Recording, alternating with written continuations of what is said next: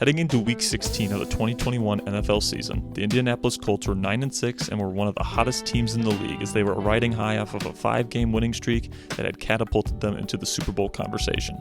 They only needed one more win against either the Las Vegas Raiders or the Jacksonville Jaguars to secure a wildcard spot in the AFC playoffs, but as Colts fans know all too well, things would only go downhill from that point forward. QB Carson Wentz had 2 abysmal games in a row, and the defense that led the NFL in turnovers all of a sudden couldn't stop anybody, leading to 2 consecutive blowouts, and Indy season came to a screeching halt.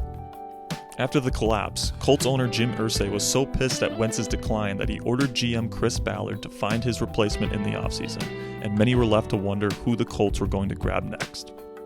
After reports surfaced that the Atlanta Falcons were in talks to acquire Deshaun Watson from the Houston Texans, longtime Falcons QB Matt Ryan decided he had enough and quickly requested a trade.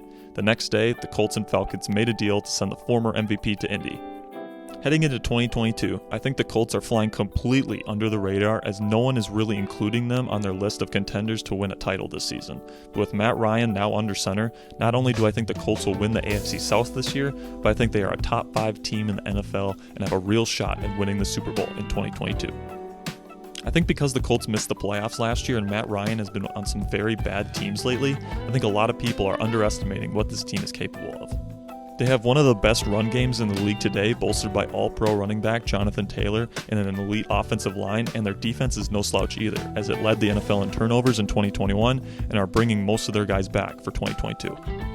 As for Matt Ryan, he certainly isn't what comes to mind when people think of a Super Bowl caliber QB. He's a traditional pocket passer that's starting to get up there in age and really hasn't been relevant over the past couple of seasons due to the fact that he was on some pretty awful teams that gave him little to no help. I think Ryan gets far too much of the blame for the Falcons' demise over the last couple of seasons, and in my opinion, Ryan is still an above-average NFL starter. When I watch Matt on tape, it's incredibly evident just how smart, accurate, and precise his game is. He displays really good pocket footwork, displays an ability to deliver balls to every part of the field, and his years of experience makes him one of the best pre- and post-snap processors in the game today.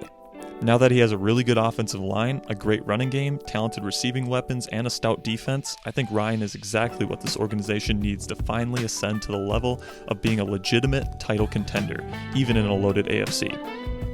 What this team was missing in 2021 was a QB they could trust to deliver when the opposing team knew they had to throw. Carson Wentz simply is not very good when the defense knows that he has to throw, but Ryan has led countless second half and fourth quarter comebacks throughout his career and has a number of game-winning drives. So when it comes to delivering in the big moments, when they've got to have it, I think Indy finally has a guy that can do just that for them in 2022. Listen, in a conference with teams like the Bills, Bengals, Chargers, and Chiefs, it's hard to definitively make any kind of prediction as who will win the AFC this year, but in my opinion, the Colts are right there with the top-tier teams in the NFL, and if Matt Ryan is lifting that Lombardi Trophy on Super Bowl Sunday this year, don't say I didn't warn you. Thank you guys so much for watching. Make sure to like this video, subscribe to the channel. Until next time, peace guys.